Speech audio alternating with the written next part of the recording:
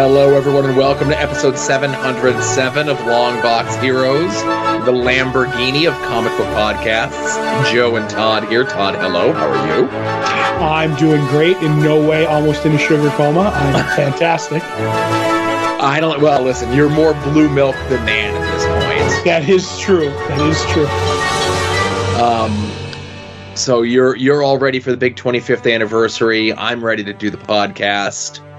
I don't know how much of our patented banter you want to get out of the way here, but I think we got most of it out of the way on After Dark, which you have to wait until Friday for, or pay for the Patreon and get the show in the correct listening order, right? Unofficial plug at the start of the show.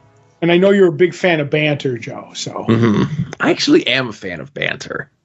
I thought you hated banter. I have to look at the list, but I'm almost certain that banter is okay. I don't know. There was a time where I was doing a lot of banter jokes.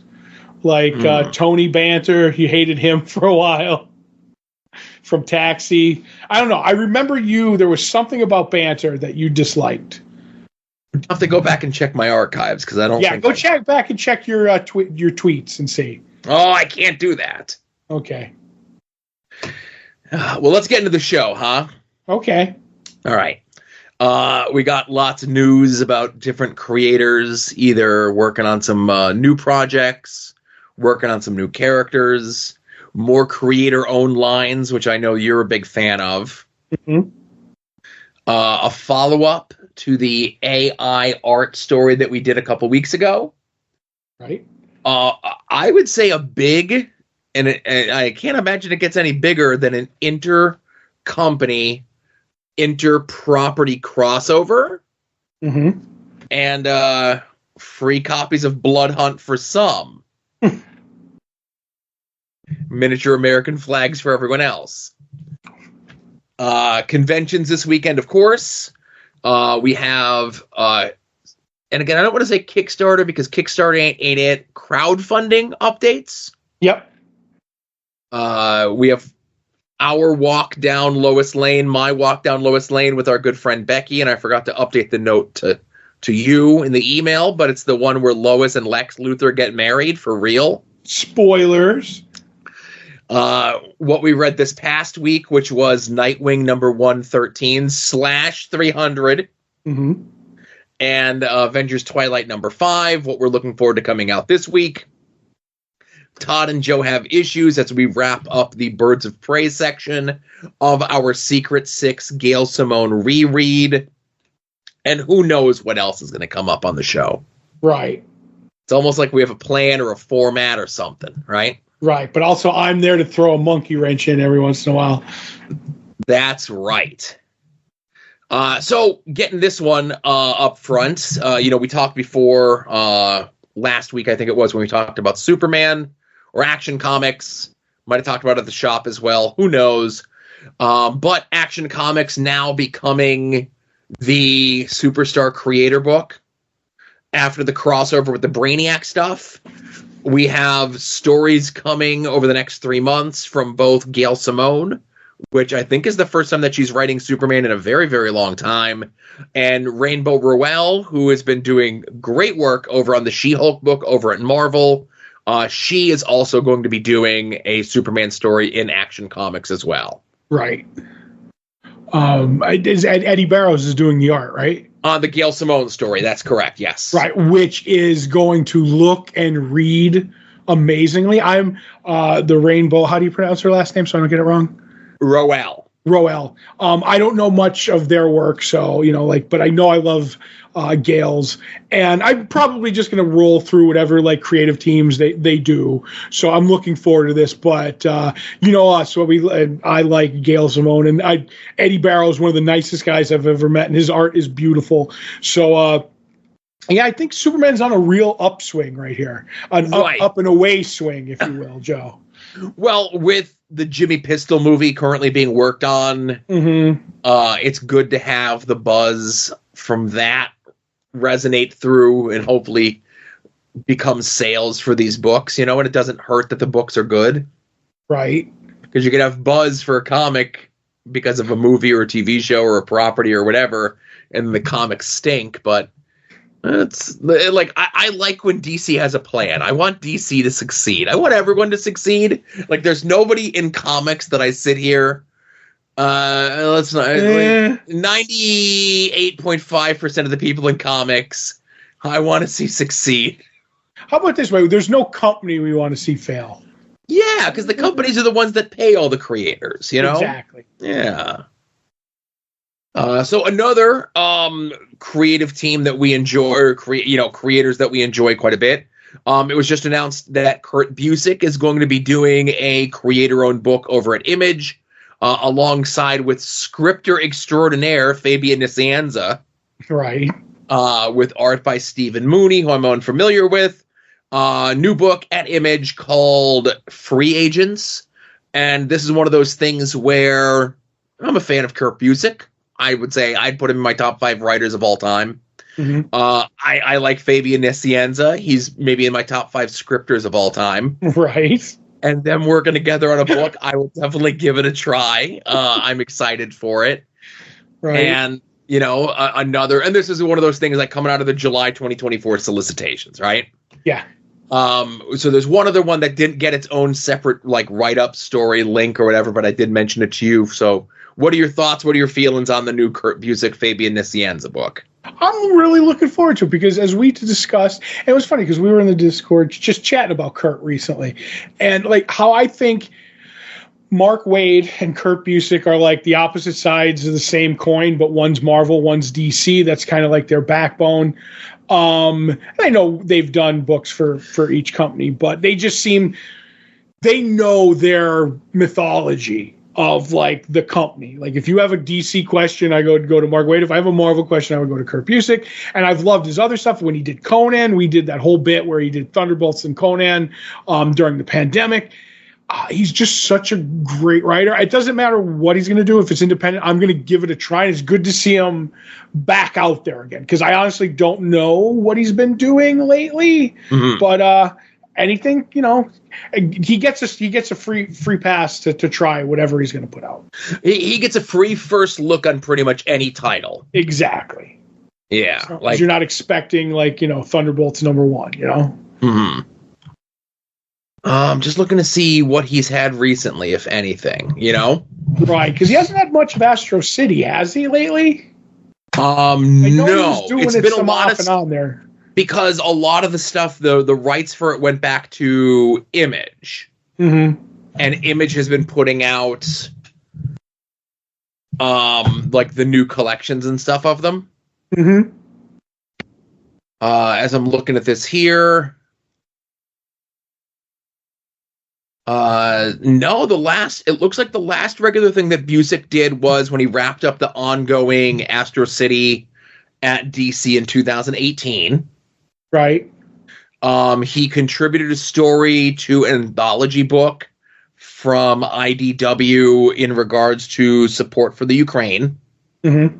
And at that same time, he said that they were, he and Brent Anderson did a new Astro City story in that. Right.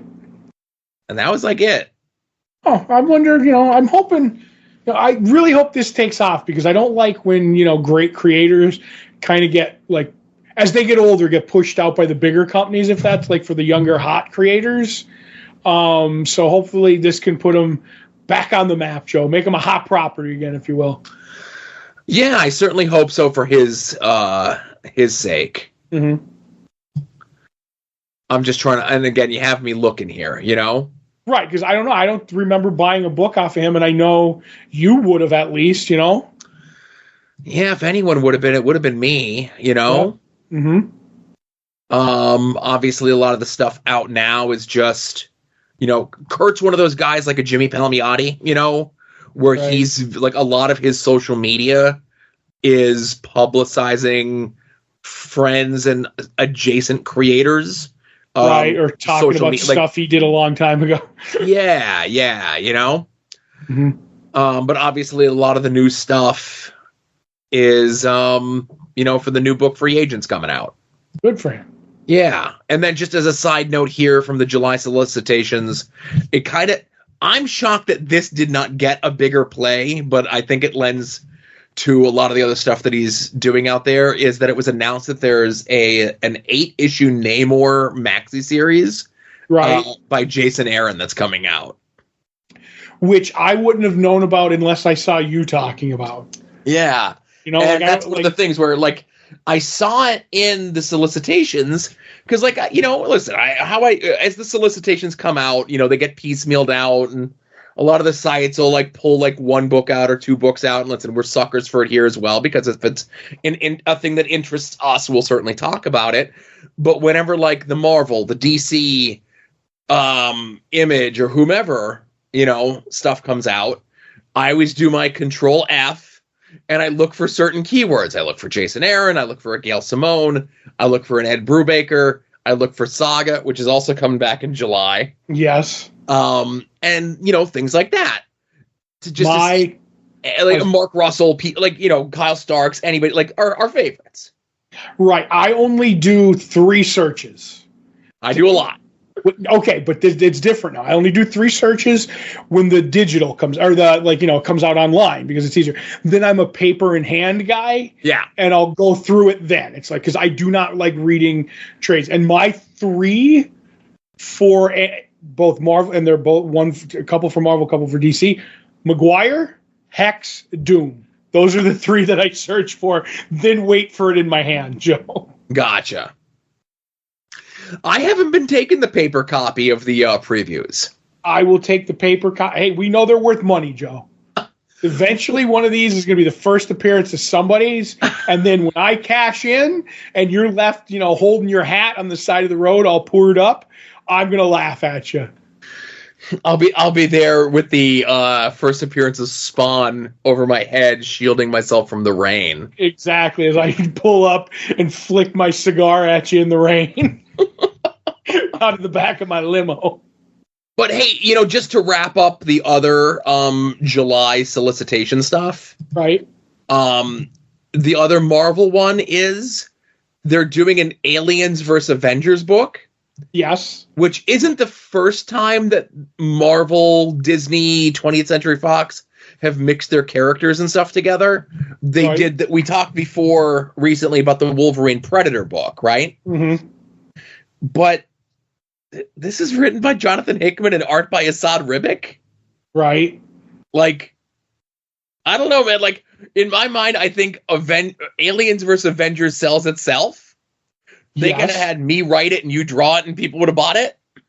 Pretty much. But to get, like, arguably, like, heavy hitter writer, heavy hitter artist on this book, that's a pretty big deal. Yep. Though I will say, I think during the tease openings, like you mentioned, 2 their biggest properties. I'm like, the only thing that, like we said it before, the only thing that would be bigger is when Marvel crosses over with Star Wars, and it's coming. That's the only one that's going to outsell everything. And I'm a sucker for, like, superhero, aliens, and Predator crossovers.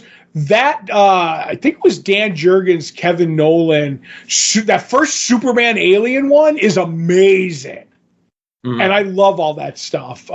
So I'm on the fence about this one because the only thing I worry about is I like the idea, but when they were doing those Predator versus Wolverine, the price point knocked me right out, Joe. Yeah. I like Predator versus Wolverine, but not for like $8, you know? Did I see what the price on this was? If not, we'll see. Oh, you know what? I might have my previews right here, Joe. The paper copy. Look at you. The paper copy with, what would you call it, the prices inside. So I'll have to look. It might take me some time. But. All right. Well, while you look at that, I'll mention the next one that it was announced that the first of several creator-owned project books from James Robinson is coming out in from Dark Horse this summer. The first one is a horror book called Patra, Patra, with art by Scott Collins, who's maybe my favorite artist. Yep. James Robinson, I mentioned before, top 5. He's maybe, like, if I moved it to like a top 10 favorite writers, he's in there, you know? Mm-hmm. Yep. Another guy who hasn't been doing a ton of stuff lately, but I think this is the first time James Robinson and Scott Collins have teamed up to do anything. I can't, I'd have to go through my notes, but yeah. So this is just this another creator-owned imprint. We talked about it last week. If it just ends up being one book, I'm okay with that because I'll still pick this up. Right.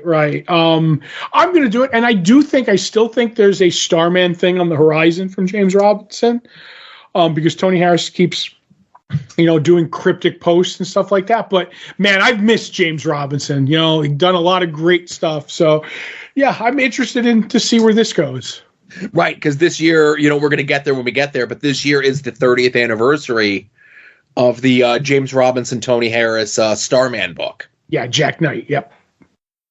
Oh, and I have a price on that Avengers versus Predators. It is a 48-page book at $7.99. Well, see, and that's the kind of stuff that it's like, I love it, and I get it because you can get the money, people will line up for it. Yeah.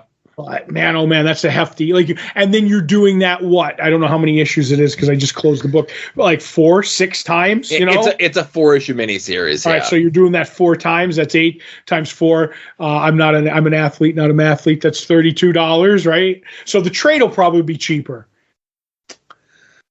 Trade will probably be cheaper. You are correct. Right.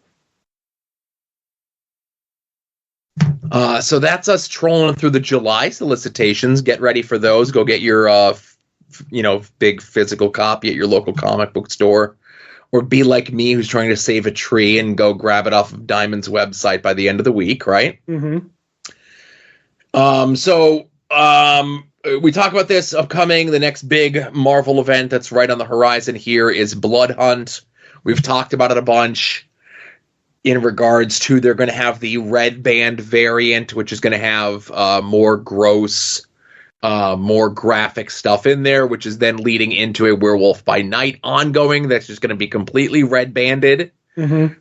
But it was just announced this past week that retailers told Marvel, whether they ordered Blood Hunt or not, which I'm pretty sure that retailers did, they will be receiving up to 6 copies for free for them to do with whatever they wish. Right.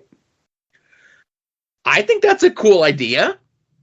Guess give them out the first taste free kind of a deal. Well, for the retailers to do, obviously if it's early, that's one thing for the retailers and their staff to read. Another thing is, it's incentivizing a thing to, for a retailer to essentially do whatever they wish. I'm sure there's retailers that are just like, well, I ordered 100. Now I have 106. Right. And they're just going to sell them. Right. Mm-hmm.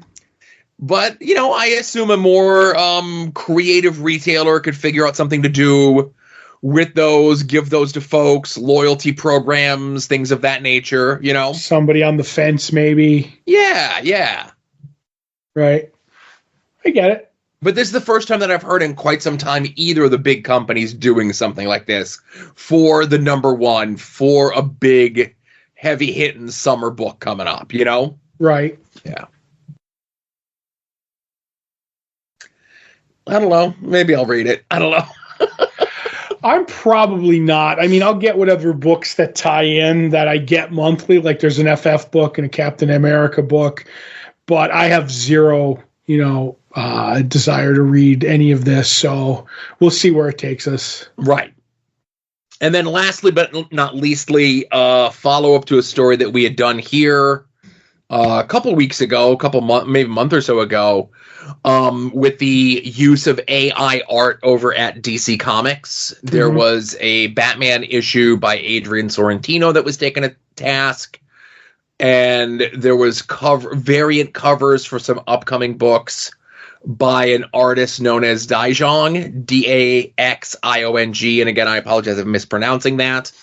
But there was people who were really super analyzing his art with claims of it being AI art. He posted up sketches on his Instagram.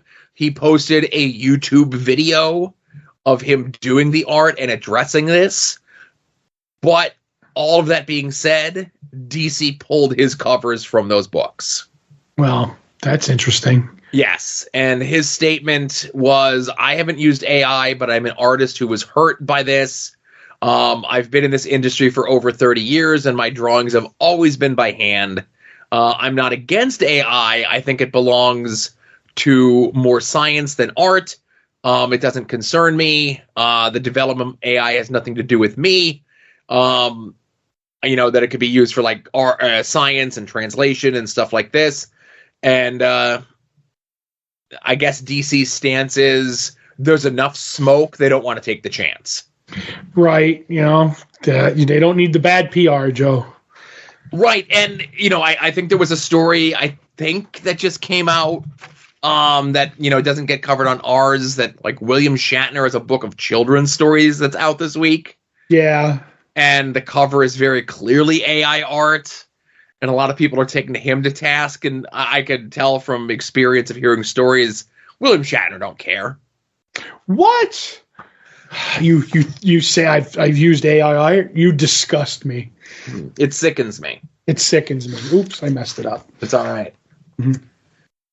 I almost did the Orson Welles one. But anyway, I don't know. I kind of feel bad for this guy. Like, he kind of went above and beyond to try to prove that he was legit. And, the covers got pulled. I hope he still got paid for them. Right. Yeah. That's what I hope too. But like, this is the thing. If you get popped or people say that you used AI and you didn't, it's like, how do you this guy's got YouTube videos and the sketches, and it's like, still we're pulling it. You know what I mean? Yeah. Like, imagine the guy who just does the original art and it doesn't have all that, but I don't know. Or even like digitally, you got no proof of it digitally, Right. I don't know. It's just crazy world we live in with AI. When is AI going to do our podcast for us, Joe? It can. We should do a whole AI episode. Nope, I'm not going to do it. Okay. Maybe a Patreon, not a main show, not an After Dark, not a Patreon show, but like maybe just as a goof do it one week. Right. And we could do an AI show about us reviewing the movie AI. Would be great. Right. But anyway. So we have some updates on some crowdfunding stuff. One old, one new. Right. Todd brought this to my attention. He had mentioned before when he does his search through the previews catalog, it's 2 characters and 1 creator. And unless somebody missed sending me the link for the Jonah Hex or Doctor Doom Kickstarters, right, we're going to talk about the Kevin Maguire Tanga versus the Kaiju of the Chimera Kickstarter. Right. Again, Kevin Maguire, mostly known for his art on the Justice League International, very famous artist for the last 30 plus years, 35 years, almost 40 years. Right. Very distinct style, very innovative artist, especially when it comes to facial expressions and features. The Kickstarter is already well above his goal. Right. He was looking for 3,000. He's over 20 at a week available of the Kickstarter. So I guess my question to you, Todd, is when do you think you're going to get your book? Shocking. I did not back this. No? No, I will not back this. Let's just put it this way. I'm free and clear of having given Kevin money and not having product. I will. Do I want this book? Yes. I liked Tanga, the character, when she first appeared in Weird Worlds, because this was a character who was a DC character that he created for DC, but it was creator owned, and then the rights reverted back to him, so he has all the rights to the character and the art. And the other one was Alan Plessy's Garbage Man, and all they have to do is change anything that has a DC character in it. Like if there's Batman shows up or a Green Lantern or whatever, take them out, and you could replace it with something and you could reprint it. So he's probably doing new stories. He could do that. I want it, but I will let this get funded. I will let this come out. Maybe he'll put some out in comic book shops like some other Kickstarters do, or right. I'll pay the suckers premium online, but once it's published, I know I'll have a copy. Do not trust the man to finish a Kickstarter with the horror stories that they said for Kickstarters. And this man who has a habit of maybe dragging his feet on things, Joe. We'll see. Are you backing it? No, I'm not going to back this, no. You can buy it for me for a gift. I could. Now, it has an estimated delivery date of a year from now. Double it and add 10 years. You think so? Yeah. No, it'll take forever. He is. We've only ever gotten like one issue out of him in the last couple of years, like one or two issues a month, or he's doing one full issue, but over the course of 3 issues of Green Lantern. So it's like a full story, but you have to parcel that out so he can get a running start on it. I don't feel that he's going to be quick on this at all. He'd rather eat his brownies at work, you know? Right. Oh, boy. That's now, the other one, much more positive news, one that we've been following here on the show, and that is for the documentary Making Megaforce, Todd's favorite movie of all time.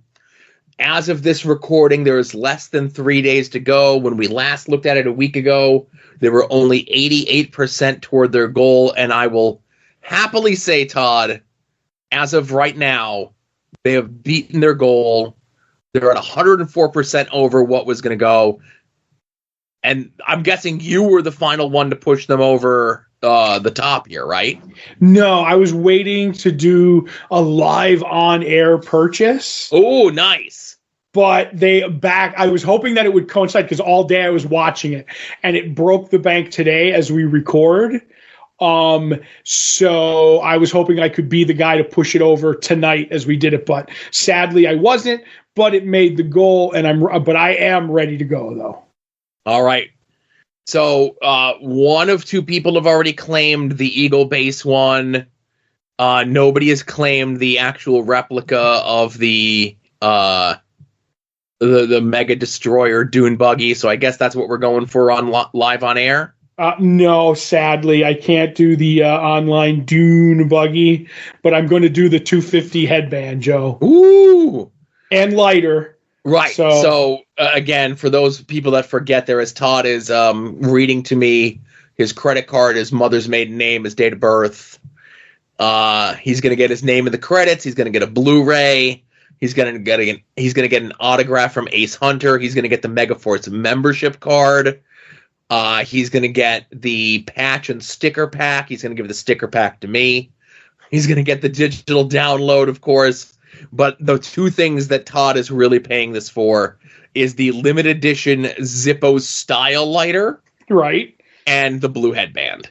Yep. The membership card's up there too, Joe.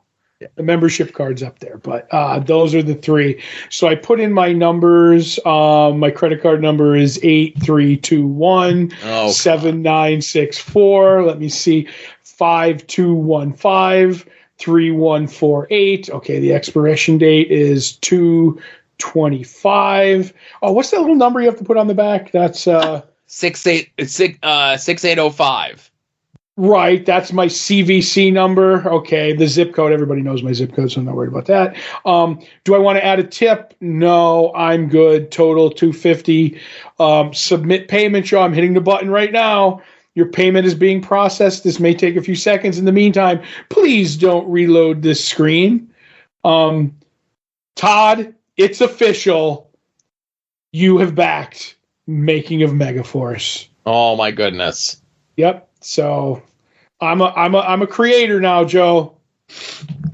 Now, did you I know that they push you to get a tip and everything. Right. Did you want to do a separate $5 for the thumb kiss? I will probably do that before the thing is over. I'm just a little verklempt from doing the big boy purchase right now, you know?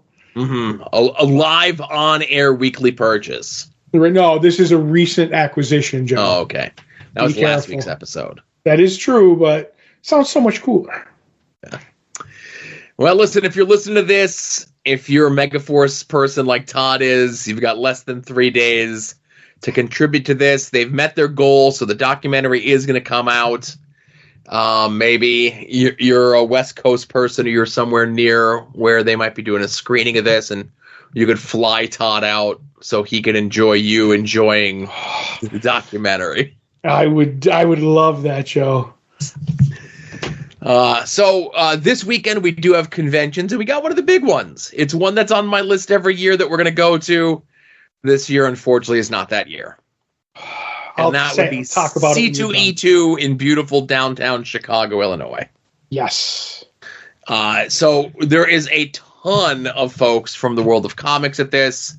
Aaron Cooter, Art and Franco, they're Chicago guys. Well, already is. Franco lives like New York somewhere. Art Adams, Brian Azzarello, Chip Zdarsky, Cully Hamner, David Finch, Jill Thompson, Jose Luis Garcia Lopez, Kevin McGuire, Ryan Otley, and so many more. There is also a large AEW contingent at this convention this year, if you are so inclined. Right. And I'm going to move the microphone just away from me a little bit. Even though he has retired, one of the people that are going to be at this convention as well is going to be Sting! If his signature coffin isn't there, I ain't going. I think you can get a picture in the coffin with him. I'm just kidding. Okay. Is that in the coffin district? Yes. So the link to C2E2 is in the show notes. I even pushed it over on At Odds this week because of the number of AEW folks that were going to be there. Figure a little cross-pollination between the two shows. Speaking of the shows, of course, soon-to-be-named network, which you can find over at soon-to-be-named-network.tumblr.com. There's something wrong with soon-to-be-named-network.com still, but you can still get to the Tumblr anytime any of the shows go live. Of course, you can find them at their own individual websites. I have a link tree set up for that, so you can subscribe to them on your favorite or your favorite podcatcher of choice. I hear Pocket Casts is a good one. I heard all about the good pocket catchers and stuff like that.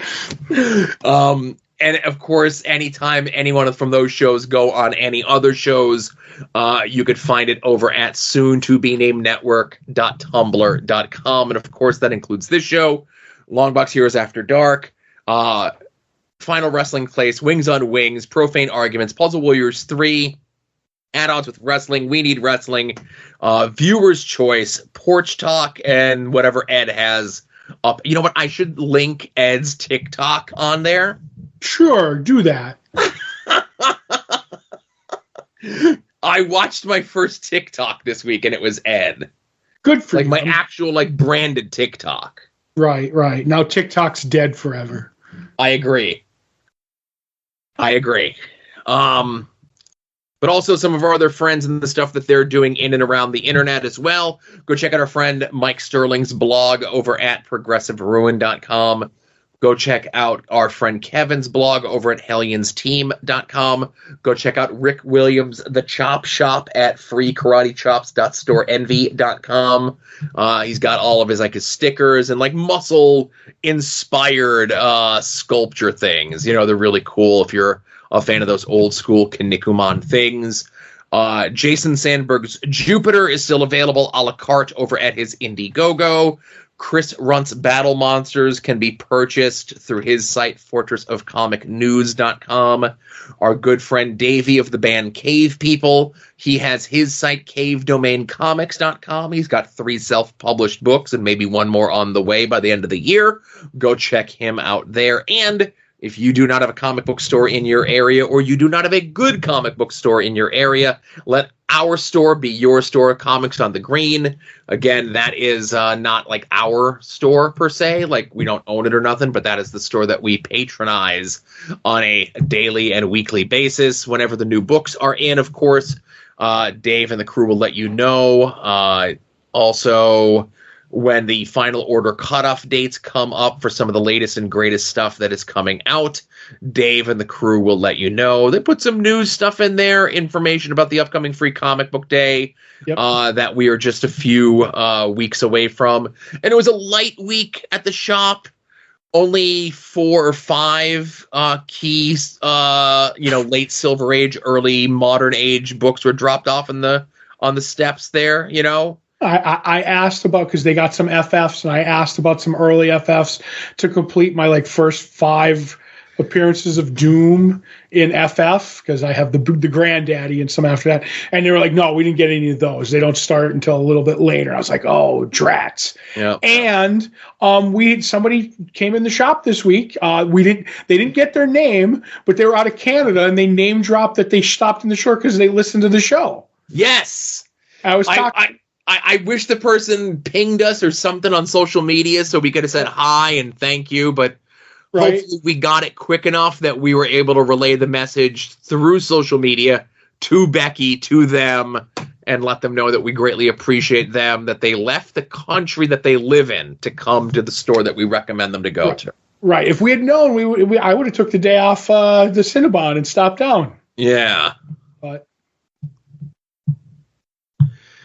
so speaking of Beckie, let's turn things over to her right now for my walk down Lois Lane. Welcome back to the accidental month of Lois marries everybody but Superman. Last week I mentioned liking the issue where she marries Lex Luthor. That is issue 46, but we need a setup first. So today we're going to talk about issue 34 from 1962, so let's dive in.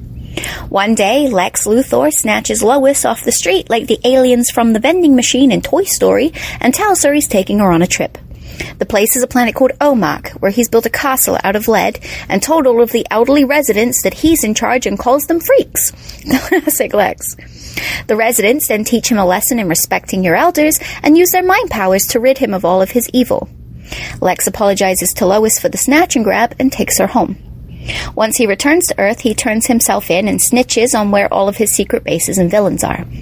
Lois feels bad for him because she watched him change and turned himself in, so she begins to visit him in jail and tries to take care of him. In a random plot that involves becoming invisible and saving the governor, Lex Luthor is given a pardon, and he asks to date Lois. He tells her that he will treat her like a queen if she just gives him a chance, and she agrees. It cuts to Lois with a stalled-out car on the side of the road. Instead of calling for AAA or walking to the next town, she decides that if she just jumps off a cliff, Superman will save her and take her back to work. However, once she jumps, he's nowhere to be found, and so she just bashes her head on the rocks below and ends up in a coma. Lex hears over the radio that Lois Lane has been taken to the hospital with a brain injury, and he rushes there with a brand new device he's built to save her life. Lois wakes up and is shocked to find out that Superman didn't save her or even show up, but Lex did, and decided that she's done wasting her life on Superman. Lex has money and machines and actually looks out for her. So they decide to get married, with Superman finally showing up at the wedding to stop them, but it doesn't work and he's out of luck. We cut to the future, and Lois and Lex have been married for many years. He's built a bunch of robots that do all of the housework for you, and everyone in town says he's a nice man now, and being married to Lois has really saved his reputation. Superman is bitter that he's lost her, so he goes to Lana and tells her, you know what, we should probably get married, and she agrees. She accepts that she's a rebound because she's a stronger woman than I am. He gives her a potion that he's had the entire time, and she gains Kryptonian powers, and they fight crime together. Lex laments and tells Lois that he feels bad about all of his years of being a douchebag, but she tells him, don't worry about it, they're happy now. It cuts again to the future, and they have a son named Larry. Many years later, for an anniversary, Lex gives Lois a machine that makes her young again. Honestly, robots that do the housework for you and a machine where you don't age, I would marry Lex Luthor. It cuts again to a now teenage Larry running with a bad crowd. Instead of having the typical teenage rebellion where you smoke and drink with your friends, he decides he's going to break into his father's study, steal all of his plans, and go fight Superman. He builds a machine used to kill Supes, but when Lex tries to intervene, Larry shoves him in the way. Lex gets electrocuted and dies. Somehow this is Superman's fault, and Larry takes off in a ship. The authorities tell Lois that Larry has become an evil villain worse than his father ever was, and is calling himself Black Luthor. The issue ends with Superman chasing Larry as he flies off into space to make more machines to fight Superman with. I guess Black Luthor sounds better than Larry Luthor. Lex Luthor sounds like a criminal's name. That sounds like a guy who ruins your day because he has a petty vendetta against you. Larry Luthor sounds like the name of a guy you go drinking with at a pub. So, tune in next week and we will cover issue 46, and you'll see what happens to Larry and Lois. So I do like that even in these, not what-if stories, Todd, imaginary tales. There you go. That there's always the legacy that is held true to. Mm-hmm. Where Lex Luthor and Lois Lane's kid becomes evil and goes after Superman. Right. I think a better name for him would have been Leisure Suit Larry Luthor. Yes. Would have been a good name, but Black Luthor, I don't know. It would have been. It would have to have been well, first of all, these are stories from like the 60s. Right. So I don't think leisure suits were a thing just yet. True. But Leisure Suit Luthor sounds really good. Like, imagine it's like the green and the purple, you know? Right. Zoot Suit Luthor. Right. No, I think that's funny, and I like the fact that we're getting a cliffhanger because I was worried. I knew how long the episode was that she wrote, and I'm like, wait a minute, what's the fate of Larry Luthor? And she's like, calm down, we'll get to it. And I'm like, another cliffhanger, daggers.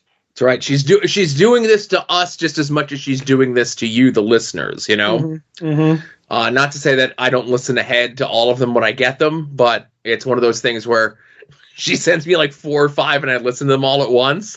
Right. But then like they're already like 4 or 5 ahead of schedule. So by the time it's for them to go live in the show, I have to refresh myself because I have the mind of a goldfish. Yes. I'm the same way. She's like, oh, did you listen? I'm like, no, because if I do, I'll talk about the wrong episode during the show. Like, because I'm going to pull back the magic. I told her I'm going to pull back the magic curtain. I'm like, I don't get to hear the episode during the drop in the show. So you could be talking about the Larry Luthor, and I'll be like, yeah, that brother of Catwoman's a real guy, isn't he? A real like, funny thing. And I'll be like, that's not what we talked about. And then Joe has to edit the show. So that's right. I tell her I listen to it after. Right before the show, so I have it fresh in my brain. Mm-hmm.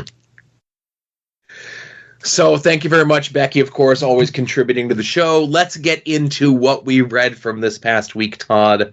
Where would you like to begin? I'm going to start with the book we were both looking forward to most, which is Nightwing 113, Legacy 300, written by Tom Taylor and we'll get to it, and art by Danielle Di Nicola and Bruno Redondo. Bruno only does a couple of pages, but they're really good, and we'll get to it.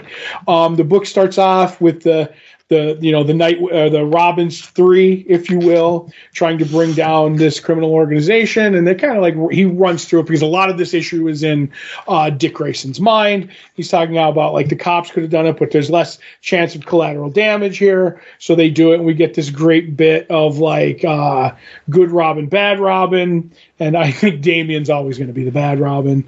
And he's like, okay, well, I have to look into this more. And then we find out that the next day is a special day. And Nightwing's kind of like telling Babs, like, well, we get to do whatever you want. She's like, you're really bad at these special days because, spoiler alert, it turns out to be Nightwing's birthday kind of a deal. And as this goes on, he's going to go like investigate the criminal organization from earlier in the book. And he's going to do a ship that got stopped, and he realizes who stopped it. It's his ex-girlfriend who runs the secret pirate club in Bloodhaven kind of a deal. And she says, we found this. More leads to Heartless, and now Heartless has like his own emblem, and he's ready to go. And Nightwing's like, well, I've kind of tracked this down. I'm just giving you a message. I know what's going on, and I'm kind of coming for you. And then the special night is Dick getting the key to the city. And it's kind of cool to see all the people in his life through like either on TV or at the thing, just kind of, like how great Dick Grayson is, and how he did that. And I'm going to jump forward a bit and then jump back. And that kind of kicks off, Heartless, where it's like, now the city's ready to have their heart broken. I'm ready to take, Dick Grayson down. But they have a special after party at Marvin George's Pizza Place, and these are the Bruno Redondo pages. And these are written by Tom Taylor and Marv Wolfman, which is great because obviously these are based on Marvin George Perez, and he ends up telling Nightwing what he thinks of him in a very meta, awesome way, and how George would have loved it. And there's a great picture of George Perez on the wall in the background, and Bruno Redondo's art does it great. And I just love this scene because anytime you can give the creators, a credit and respect and, love, and have them in the story, and it's not just like pandering, and it doesn't move the story along. It's really touching, especially like he's talking about, his relationship to Alfred. Alfred knew he'd be a good guy and everything. And I'm like, God, I love this scene. I love Bruno Redondo. I love Tom Taylor, and I love Marv Wolfman. I'm looking forward to see where the rest of this story goes, and I'm guessing we'll see, if this is the end of Tom Taylor, definitely on Nightwing somehow.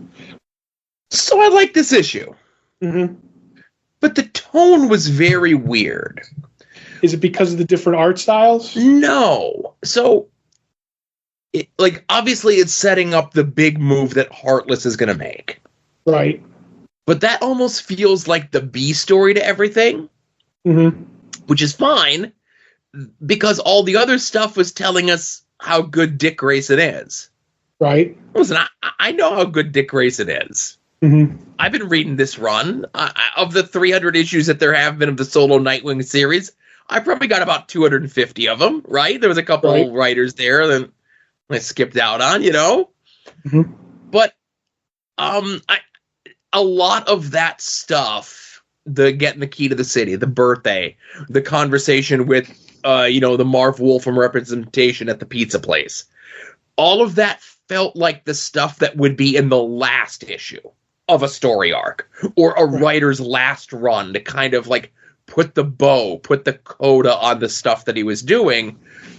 But because it's the first issue of the big final run, it just felt weird. And a 300 kind of a deal. It's more of a 113 than a 300. Yeah. Because, and again, listen, I'm not the editor, I'm not the writer, I'm not a creative type when it comes to these sort of things. I trust Tom Taylor that this is the vision and this is where we're going, and all of it's going to make sense when it's all said and done. But, because we even got the bit a couple issues ago where there was the murder that was set up to look like it was done by Heartless to try to throw Dick off the scent. Right.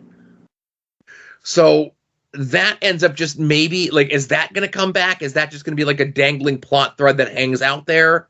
Because as Heartless is getting his stuff all set up, and I'm like, listen, if I'm Heartless, I also want to, I want to take down Dick Grayson, of course, but I also want to deal with this person who's been impersonating me, even if it was only one time. One time is 2 times too many. And I'm just trying to, I liked the issue. The tone of it felt weird for the start of a new story arc. Like I said, I would be more complaining that it's a 113 instead of a 300. But it's I get an epilogue instead of a beginning, maybe. Right.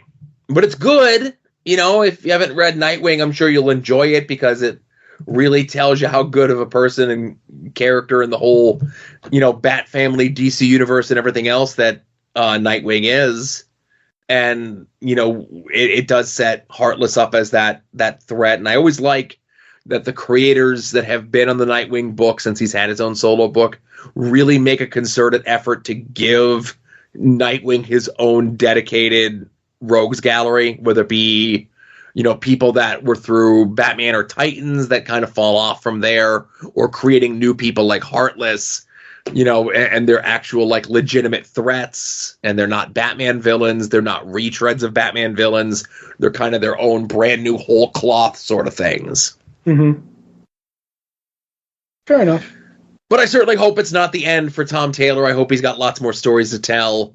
This is one of those runs on a book. We're not done with it yet. I hope that I can't imagine who would be following in Tom Taylor's footsteps on this character. Right. So the other book that we both read from this past week was Avengers Twilight #5, written by Chip Zdarsky, with art by Daniel Acuna. The big penultimate issue of this story. It is now fully revealed that not only has the Red Skull been pulling the strings behind the scenes with Jimmy Stark, Tony Stark and the Wasp's son, but his Iron Man suit is also Ultron powered as well. Right. And the Avengers that the rest of the world knows have been fake all along. They've just been like hard light constructs. Mm-hmm. We get so many great superhero lines of dialogue in this. Yes. It's like, and you weren't there, but I was talking at the shop this past week with Dave and Beckie and whoever else was there of, Chip Zdarsky had, and I say had, this reputation as kind of like a goofball. And over the last several years, whether it be his Daredevil run, whether it be his Batman run, or whether it be stuff like this, he's really come to show that he's got the chops and can write that superhero stuff, whether it be an action scene, whether it be dialogue, whether it be scenarios that the heroes find themselves in that they have to get themselves out of, where if it was just he's the guy who's the goof around buddy of Matt Fraction on Sex Criminals. Right. And now here he is doing all this sort of stuff. And, he's really come a long way in that regard. And at this point, at the penultimate issue, I could sit here and I could list off all the great lines of dialogue, whether it be Red Skull's dialogue, whether it be Cap's dialogue, whether it be Luke, everybody gets great moments in this issue, Yep. And then we get the big reveal, which I'm not going to spoil here, and I give kudos, and I'm going to tiptoe around it, and I give kudos to the writer, Chip Zdarsky, on this. There was the whole big thing of H-Day, Hero Day, as it's remembered, where the public lost the trust in the heroes. Right. And then there's discussion that the Red Skull has armed a nuclear bomb to be dropped to stop the actual Avengers. What's left of Tony Stark, Steve Rogers, Thor, Miss Marvel. Power Man, right.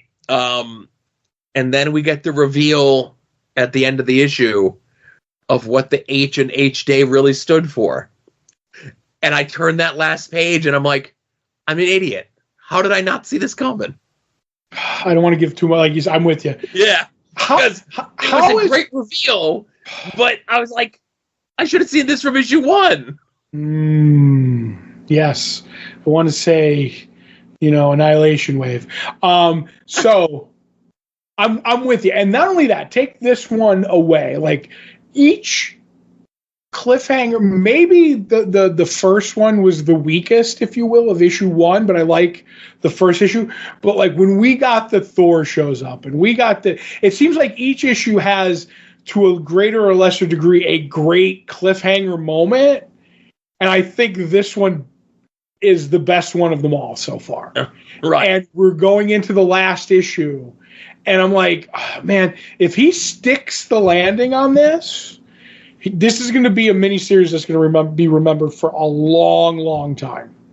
Right. And we've joked in the past before when Marvel would delay things like Civil War or whatever it was. Because they would say, it's well, we want the writer and artist to do all the issues, and even if there's delays, because this will be on people's shelves for years to come, like Watchmen. Mm-hmm. And listen, you can't say the current book that we're putting out is trash. Right. But I'm shocked, on the other side of the coin, I'm shocked that this series isn't getting the push from Marvel that it should be, because I don't know, I'd put this on the shelf next to, well, again, it would be on a different shelf because A's are up higher than W's, but it would be on the same bookcase as Watchmen. Yeah. I'm very careful to compare anything to Watchmen. I'm making a joke based on that. Right. It's not. I am too, but we're using Watchmen, and I'm like, that's always a tough bar. But this is as good as any post-apocalyptic comic book story superhero comic book story I've ever read. So, or dystopian future, whatever you want to call it. But yes, I'm with you on that.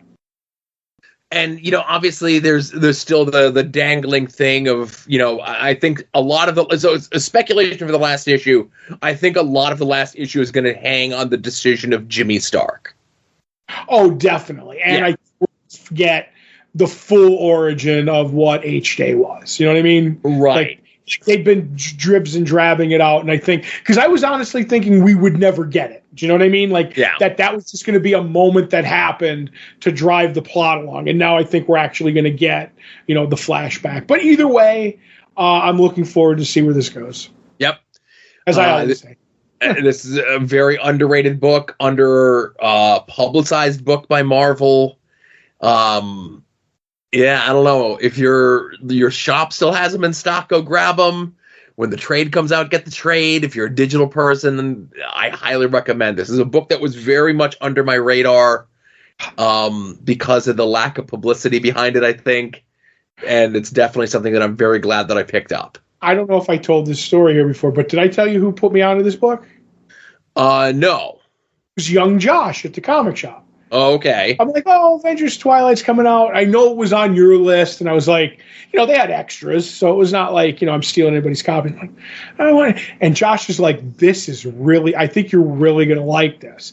And I was like, you like old man books. Like, that's the joke with him. And like, anytime somebody's an old man, Josh reads it, So I'm like, is it any good? He's like, yeah, just get it. And I turned around and I think I legit scared him. I said, if this book is bad, you're never going to hear the end of it, right? And he's like, so each time it would come out, he's like, are you getting the next one? You get nervous. And then he started doing stuff for school, so he wasn't in there when I was getting my books. And I ran into him. I'm like, this book is really good, and I don't know if they stick the landing. You have a good one, because you feel like he's like, I was so worried. He goes, I was worried because I know you would destroy me about it. But he did good, so Josh gets a point. I said, now I might listen to future suggestions from you. Now, if I'm Josh, I never suggest a book to you ever again. I go out on a high note. You leave batting 1,000? Yeah. That's what I would do too. I was sitting there reading this book. I'm like, this book, Todd would love this book, but I can't recommend it to him because if it's not as good as Avengers Twilight, I'll never hear the end of it. I'm not risking my streak. That's right. So that's what we read from this past week. Let's get into what we're looking forward to coming out this week. If you head over to longboxheroes.com every Tuesday around noon, we put up the poll post, which is a link to all the books that are coming out this week. Whether you get your books in print, whether you get them digitally, whether you get them sent to your home, however it is that you get your books, be forewarned, be forearmed, know what's coming out this week. Todd and I attempt to guess what the other is most looking forward to coming out this week. Todd is currently in the lead over me with one correct guess. And Todd, I'm looking at your slender read of a list this week. Mm-hmm. And I think the book that you're most looking forward to coming out this week would be Pine and Merrimack #4.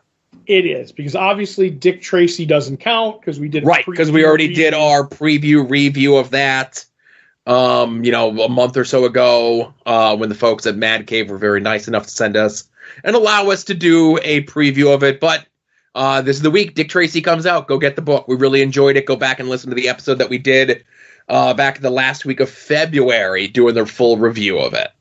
Right.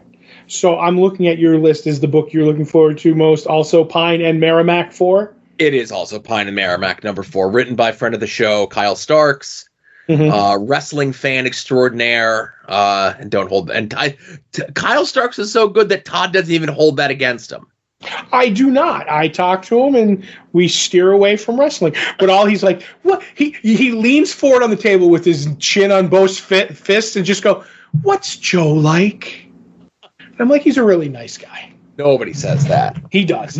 Nobody asks what I'm really like, and nobody says I'm a nice guy. Believe you me.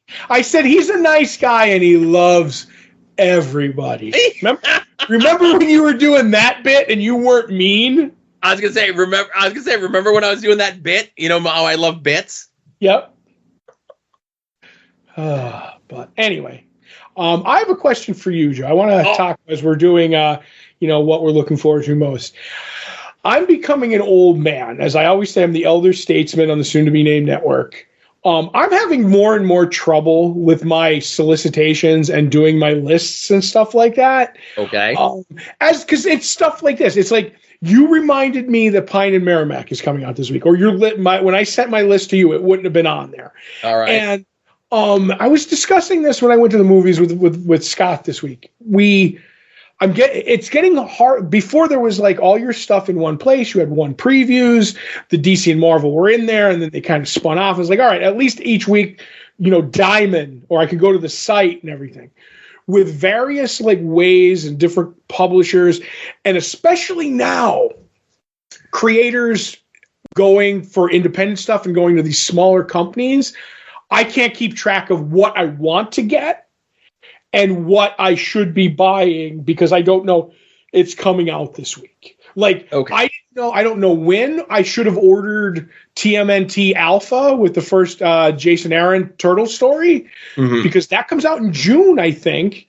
So I missed it. And like, I don't know what the Kyle Stark books that he's doing, like something with a fly in the title, the Human Fly or something. The one shot from the Human Fly. No, yes. I know what you mean. I see this is, and I'm not joking. It's becoming harder and harder for me to remember where these creators are doing their products. Or their projects. Obviously, I will say this: whoever the creators that you are that you like, follow them on social media. I do that. Yes, that's number one. Number two would be if they have a Substack, email newsletter, whatever it is, right? Mm-hmm. Subscribe to that. Because sometimes stuff doesn't get put out on Twitter. A lot of creators have gone away from Twitter and just do Blue Sky, okay? Mm-hmm. A lot of creators do whatever. So find out where your favorite creators are and what they're doing, right? Mm-hmm. That's number one. Number two, I have my rolling list, and I will also say this. With the folks in our Discord, they know what we like, and they know when something comes up like, a Kyle Stark's book. I'm going to post that link in the Discord. Whether Joe and Todd know about it or not, I'm putting it there. Mm-hmm. There's a Toxic Avenger book that's coming out from Ahoy in October. Do you know how many times I was told that book is coming out? 3 times? At least 3 times. Right. But I know that I'm not going to miss that book. I know it's coming out in October, right? Mm-hmm. I have my list. I have my note. I have my everything for it. Now, obviously, with the independent stuff, once that announcement comes out, like how you mentioned about TMNT Alpha, right? Mm-hmm. I had it on my list when I gave it to the shop last month. I'm going to have it on my list for this week when I give them the new list for May. But what I typically do is my May list also has the books for June on there. Right. And then I have my separate list for July and beyond. So that once this May list is handed in, I now convert my May list into a June list, move the July stuff off the July and beyond list to the June list, if this makes any sense at all. Kinda. But, and then, like, obviously, as books are going out, like, I know a 6-issue thing is going to end here, or an 8-issue thing is going to end there. Or, like, there's a Doom one-shot coming out this month, and There's a Thanos annual that's coming out next month. I'm picking both of those up. Right. They've both been on my list for the last month plus. Mm-hmm. To make sure that not only do I remember it, but also to make sure that our retailer remembers it. Right. See, my problem isn't I'm very scatterbrained, and especially as I'm getting older, I'm not like, this isn't, me trying to, excuse myself, but I go and it's like, okay, I need to do these books. Like this week, I almost sent in my April order. I was like, I forgot all the Dick Tracy company. What's the name of the Mad Cave stuff? And I'm like, okay, but I also want Gotcha Man. You know what I mean? Because I was a fan of the cartoon. But I go through and I forgot it. So I luckily I remembered it because I saw the bit where Dick Tracy was on your list today. Mm-hmm. I was like, that's right. I have to go find my previews and look what else is in Mad Cave. And it just, I don't know. It just seems like I know it sounds stupid to say I'm overwhelmed by solicitations and keeping stuff in order, but it is. It's getting harder for me as I get older. And listen, I'll say this. I have spreadsheets going back over 13 years. Right. Okay. And stuff falls through the cracks. Things get missed. And a lot of time, like, I will take the fault for most of it. Mm-hmm. But the one thing that I always hang my hat, like, the pandemic screwed a lot of stuff up. for a lot of books. And, you know, the one thing that I always come back to is the Mark Russell series Dead Box, where it was a 6-issue miniseries. The first 4 issues came out. The next 2 issues got canceled. And then they released a trade that had all 6 issues in it. Right. And I'll say this, it screwed me up too, is when certain distributing companies would have multiple companies. Yeah.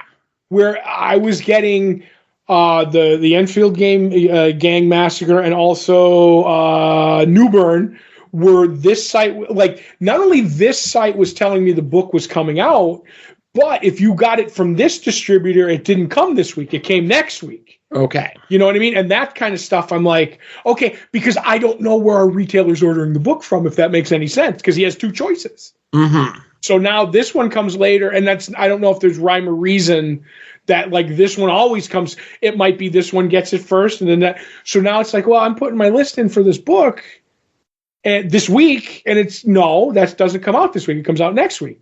Well, it comes out from this company this week, but it doesn't. And that's what I would get told. You know what I mean? Which is fine, but it just seems like everything they do makes my life harder to do these books, if that makes any sense. But I'll figure it out. I'll tough my way through it. Listen, there's only so much. I don't want to. We could sit here for hours. I know, because this is like my wheelhouse. And again, it's not infallible. Human error happens all the time. A million different things, but I will always take the fault when things fall through the cracks on stuff like this. But I 13 years, I've got, like, I'll give myself a 95% success rate that I don't miss stuff. Right. I could, we could talk off air more about this. All right. And I'm sorry I brought it up here, but no, listen, never say that you're sorry for bringing stuff up on the show. I know. Last week when you brought up the thing about, like, the history of all the different imprints at DC. Right. This is content. It's comic book related. You're not just, like, talking. That's what After Dark is for. Never say that you're sorry for bringing this stuff up on the air. You almost made me curse, by the way. I know. This is the blue milk right here, Joe. Oh, my goodness. But no, I'm with you, and I'm, like I said, I had a 95% track record also, but I don't know. I'm getting senile in my old age, but that's everything. So talk to your doctor. Yes, I will. Have him on a Skype call, Joe. Yeah. All right, so while you're over at longboxheroes.com, of course, be sure to check out past episodes of this show, past episodes of Longbox Heroes After Dark, and the current ongoing Todd and Joe Have Issues, where we are reading all of Gail Simone's Secret Six. We're wrapping the Birds of Prey story arc up here with Birds of Prey issue 107 and a little bit of 108. Mm-hmm. Of course, as mentioned, this is written by Gail Simone with art by Nicola Scott. I mentioned in the write-up here the starkness of the cover, where all the previous colors, all the previous covers of this arc have been vibrant, have been, very bold in their eye-catchingness. This one also eye-catching, but in a very much more subdued way. Right. You got all blue, white. You got black, you got white, and that's all you got. Mm-hmm. So if I have a complaint about this issue, it is going to be the biggest nitpicky complaint of all, which covers a lot for me. Shocking, but go ahead. This issue of Birds of Prey sure focused on the Birds of Prey a lot. Right. Oh my God. I wish there was more Secret Six in this issue. Where's the Secret Six? When the Secret Six showing up, Joe? Well, they are showing up. They are here. We're getting our final battle here, and a lot of it is so this issue, and again, you let me know where you feel that I might be wrong, but a lot of this issue is about control. Yeah. Whether it be about Ice being able to control her powers, whether it be about Barbara being able to control the Birds of Prey themselves, or whether it be about Catman attempting to control his emotions in regards to Huntress. Right, his libido, if you will. Yes. And speaking of libido, and I'll say it again, I say it every week, the thing that I will miss most about this is that we will not be getting any more Kate Spencer Manhunter as far as I can remember. I don't think so, yeah. And we get a bit in here where she is pummeling Ragdoll, who seems to be enjoying the pummeling in a different way than Manhunter was expecting. Right. Maybe just a smidge too much. Yes. And I will also add one last control of the general trying to control ice. Yes. So. But there's not to say that there's not a lot of good moments for the Secret Six in here. There is. Over these last like 4 months that we've been reading this, I feel as though the character of the main group that was the most fleshed out was Deadshot. Mm-hmm. And I think Gale has been doing a lot to shape him to fit into this team, to make him a little bit more sleazy. I don't want to say like gross, but if you look at the way that he was written in Villains United versus the way that he's currently being written, he's gotten a lot more comfortable around everyone. Right. And he was the one coming into it that, like I said, was the most fleshed out. And now Gale is starting to put her own stamp on him, where all the other characters were more or less clean slates. So, she was kind of able to shape these characters any way that she wanted to. And again, of course, you mentioned the bit about the general. I mentioned the bit in regards to Deadshot, and we're talking about books that are, however many years, like we're talking about a 15-plus-year-old storyline, right? Mm-hmm. But we have the bit at the very end where Tor is finally able to get her powers under control. The general comes up and he's like, it's me that you have to thank for. I'm the one that brought you back. Huntress and the rest of the birds of prey are making their case. Tora is torn, and Deadshot just shoots him in the head. But it was self-defense, Joe. Right. Yeah. He says he had a gun, and Hawkgirl's like, no, he didn't have a gun. And he says, okay, so it was murder. Who cares? Right. But, like, they do establish, because even Catman's like, whatever happened, he was like the butcher of whatever, and he's like, I want to bring back Tora, the goddess, and maybe that'll erase butcher from my name, which seems like it's a good, reason to do it for this guy who wants to make amends. But I think he really wanted to control her, as we say. And he's even like, Catman's like, yeah, like, this is bad. He has control over her, and look how powerful she can be. And Deadshot takes the matters into his own hand, or wrist gun, if you will. Yes. And just, it's very interesting, Mm-hmm. But I do like how they snap Tora out of it, ice out of it, when the first time when they're like, oh, there's not, you got to stop their slapping her no matter what happens. And then Huntress is like, do you think Guy Gardner would like to see you like this? And she's kind of like, Guy? And I'm like, oh, Gale, you understand me so much with my love of ice. That's the same way that we would snap Todd out of one of his fits. Yes. We mentioned Guy Gardner, or bearing that, Jonah Hex or Doctor Doom. There you go, pretty much.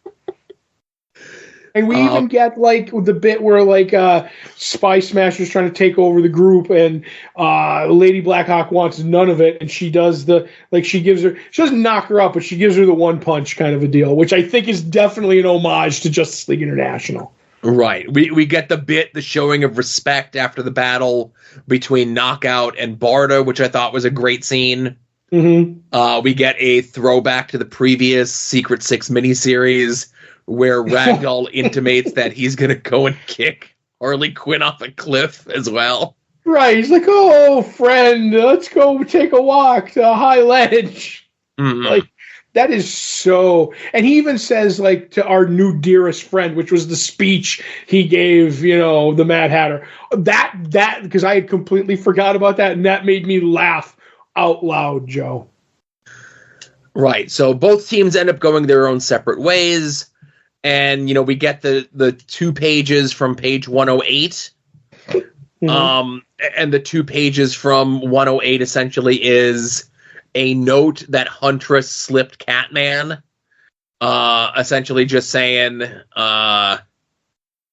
she only dates nice guys, but she could tell he's trying to be a nice guy. And when he is that nice guy, give her a call. Right. And I like that Spy Smasher basically talks to him on the radio saying, like, listen, we each went our separate ways, but I videotaped Deadshot doing what he did. Murder's murder kind of a deal. And maybe Harley Quinn doesn't want to be with the group anymore. Right. That's her decision to Amscray. And that's pretty much the only involvement that we have with Secret Six in that issue 108, but it's just essentially we needed to read it just to let everyone know, hey, the gang's still on the run, they're still wanted for murder, and Harley Quinn's out of the group. Right. I enjoyed reading this, and I made the joke at the beginning of talking about this that there wasn't enough Secret Six in this issue of Birds of Prey for me. Mm-hmm. Yeah. I think there was just enough for a Birds of Prey prologue. I do think they could have got away with the 2 pages of Secret Six in the next issue at the end of this issue, if that makes any sense. Yes. But and then make it all about Spy Smasher versus Babs for control of the team. But I don't know. That's how you sell issues, Joe. I have that issue in my collection because of those 2 pages. I also have that issue in my collection because of those 2 pages. Yeah. But now, next week, we are into the main series. It's the same creative team. It's Gail Simone. It's Nicola Scott. It's the ongoing book, Secret Six, #1. I can't wait. You know, these last 3.5 months have been leading to this moment. Mm-hmm. I just love the fact that this team could get their own book from what Gail has done with 2, like pretty much a 1 miniseries and a guest, appearance is fantastic. We talk about it over on After Dark this week, but you talk about the rise of the A24 films. Mm-hmm. Secret Six was an A24 book. Yes, it was. Yeah. Yes, it was. For better or for worse? For better, I would say. I would certainly say for better, yes. So hopefully, and I think we're about a month away, maybe, from the omnibus coming out. I believe that's the release date that I saw. Yeah, so, in about a month's time, we're going to dive into that. Hopefully everyone gets their copies as well. And, I have my single issues out of this stuff. I'm missing a couple of the trades. I don't think I'll be getting them back. That was back in the days when I was double dipping, and, I haven't double dipped on anything in quite some time. But Secret Six Omnibus, they ain't going to make 2 if we don't all buy 1, Right. It's going to go right up on my shelf, And fingers crossed, Todd. Let's hope there's no printing errors. Joe, please stop. Please I didn't say it was a short show. I know. I said something else that would never happen. Mm-hmm. Oh, my goodness. Right. So, hey, you could also... I think that's it for the show, right? So? We could just do our plugs and get out of here. Right. TeePublic sale this week, 35% off any of the designs over at our TeePublic store. You can get designs inspired by this show, by After Dark, by Soon to Be Named Network, by At Odds with Wrestling, by Final Wrestling Place, and anything and everything from cell phone covers, notebooks, to everything in between. And like I said, from now until Sunday, it is 35% off any and all of your orders. You could also help us out by making any and all of your purchases through our eBay affiliate links. This page contains affiliate links for eBay. We may receive a small commission on purchases that you make. You could use the link at any time you want to buy anything on eBay and support the show at the same time. Yeah. And of course, the most fun way to support us would be through our Patreon at patreon.com/longboxheroes. For as little as $1 a month, you are going to get 2 bonus shows from Todd and myself. One is Previewing the Past, where we look at 30 years ago, that month's previews catalog. The other is Comic Book Oddities, where we look at some of the lesser-known, more maligned, failed pilots, TV movies, etc., from a pre-Marvel Cinematic Universe age of comic books. They've been trying to make comic books into TVs and movies forever, ladies and gentlemen, and we are delving back to the dregs. And just this past week up on the Patreon, we watched and discussed Superman 3. And we make the case, is Superman 3 good? So I'm going to say. Yeah. So $5 a month is going to get you those bonus shows 2 weeks before everyone else. It's going to get you After Dark 2 days before everyone else, so you can listen to the shows in the correct listening order, no matter what level you are at the Patreon. And there's only two, $1, $5. We don't mess around with all sorts of crazy things like we did in the past. Remember when we used to do cameos before everyone jacked up their cameo prices? Right, yeah, there was 2 big cameos that we wanted. That's right. It was the Rob and Sad Scotty Flamingo. I wonder if Megaforce stars are in there. I'll have to look on Cameo for that. I think so. But no matter what level you are on the Patreon, you're going to get the full scans of those previews catalogs that we talk about as well. High quality, expertly done scans of those previews. And like I said, sometimes those previewing the past could be 3-hour plus shows. A lot of times folks may just not have that much time in their day to listen to a 3.5-4-hour podcast about 30 years ago comics. Think back to when you got back into comics. Look at the covers. Everything's all grouped together, and just thumb through those previews catalogs digitally and walk down that memory lane like we do with all the Lois stories that Beckie gives to us. And maybe you'll pull up that one of the first appearances of Spawn, or the death of Superman, or Azrael becoming Batman. And those are those times that you got into comic books, and go grab that episode and hear us reminisce about the pages that you're looking at right there. I really love doing previews in the past. I really love doing comic book oddities, and I really love doing this show. After Dark, not so much. After Dark is a necessity to warm me up. Yes. Or I'll be a mess when the show starts. You need. I'm like a cold engine in the winter before we do these shows. You need to get me talking, and then somewhere along the line, I hear the gap in the sound, and I know we're going into After Dark. Or else I'll just be like, yes, I am ready to discuss things on After Dark. There's been a couple times over the almost 500 episodes of After Dark that we've done where we're talking, I do the gap, and I'm like, all right, Todd picks up that we're starting the show here, and then he says something scandalous or incredulous, and I'm like, all right, I need to write it down another time. It happens. Sometimes I miss, you know what I mean? But again, out of 492 episodes, you've probably done it about 95 times. Yeah, I'll take those numbers. I'll take that. Joe, that is W column for me all day. All right. Fair enough. Mm-hmm. So anyway, thank you everyone for listening. If you've made it this far, this was episode 707 of Longbox Heroes. For Todd, this is Joe saying thank you very much for listening, and we will see you all here next week. Remember, be a faucet, not a drain.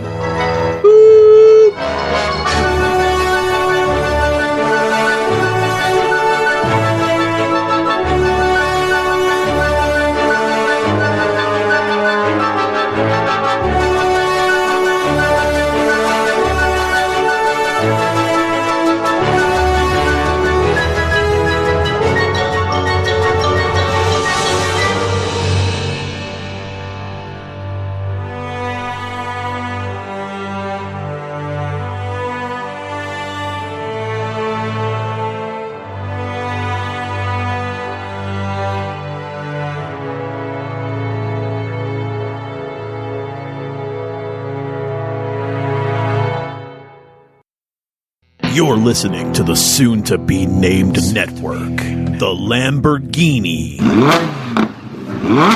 of podcast networks. The Rob is a Longbox hero. The Rob is a Longbox hero. He gives us five stars.